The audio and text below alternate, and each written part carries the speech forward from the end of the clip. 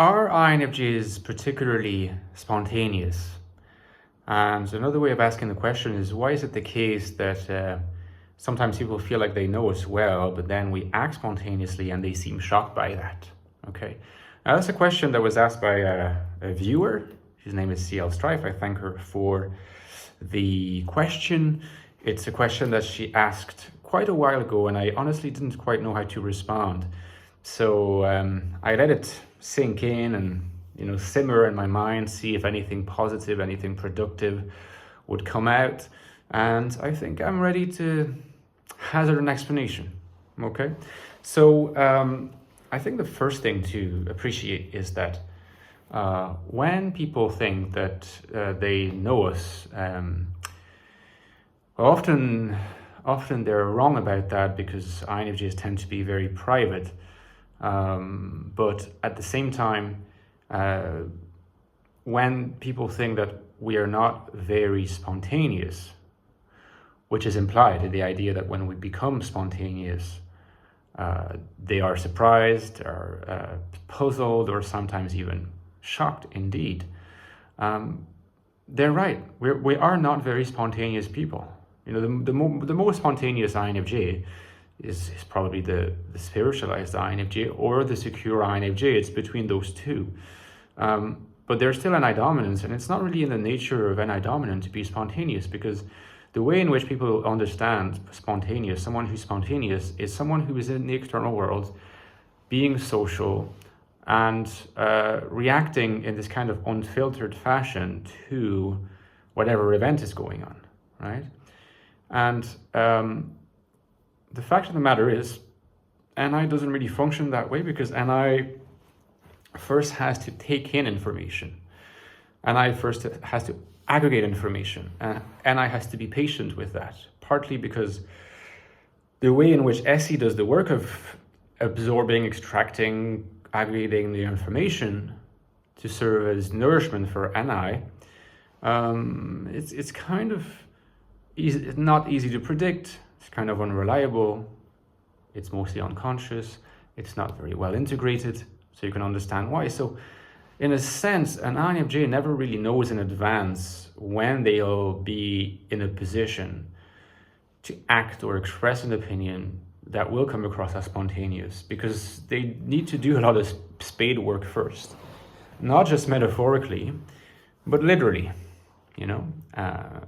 NISE, the NISE axis, particularly with NI dominance and SE inferior, is all about a lot of spade work. So it doesn't really suggest a strong compatibility with what people typically understand by the word spontaneous, which is the meaning that we have to take as our own as well.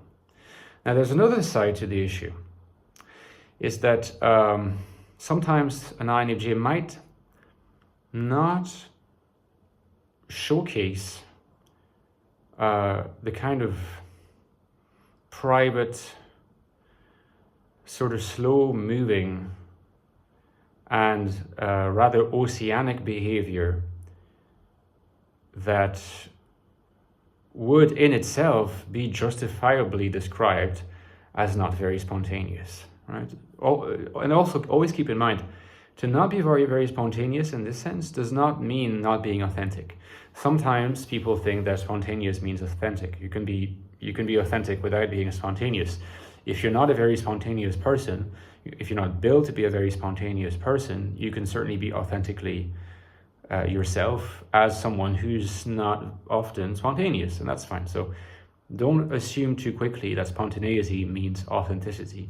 Certainly not always.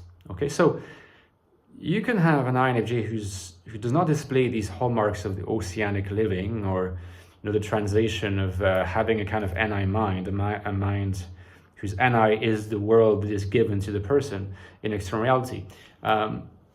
You will sometimes come across a person who seems to be more proactive, seems to be more quote-unquote spontaneous, and seems to be more in the moment and responsive and reactive to other people's words, desires, beliefs, or anything of that social nature. And yet these people, in fact, are still not considered spontaneous. And the reason why they're not considered spontaneous is because, let me put it like this, right? If you're not spontaneous, you can still be authentic. Okay, if you're not spontaneous, you can still be authentic. But if you're not authentic, you can never be spontaneous. Okay? So spontaneity requires authenticity, but authenticity does not require spontaneity. Wrap your mind around that. Okay. In other words, like an inauthentic INFJ might have the hallmarks of someone who seems to be fairly in the world spontaneous, but in fact what they are is just an adaptive INFJ, adaptive, submissive, or compliant. You know, same thing.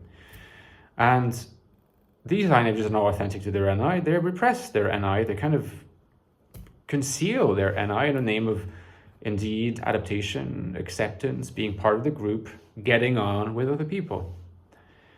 Now, you know, people, you might think a lot of things about other people.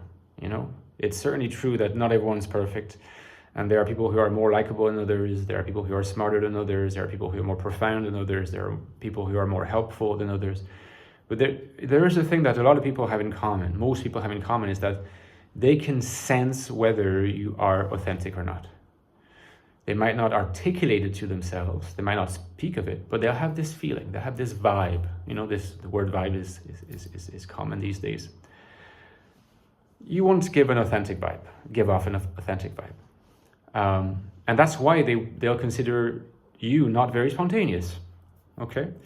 Now, of course, that is the predicament of the adaptive INFJ, who never quite reach full acceptance, despite the fact they became compliant in order to get acceptance, because ultimately full acceptance requires that one be recognized as authentically themselves. Otherwise, it's impossible to be completely fully accepted, because what is being fully accepted, if not the real person? Okay, that's the particular predicament of the compliant INFJ. Now, the state of real spontaneity on the part of INFJ are the states of encounter with the interstice. Okay, these fissures in the fabric of external reality where the overlap between the oceanic nature of the NI world and the more regimented nature of external reality meet.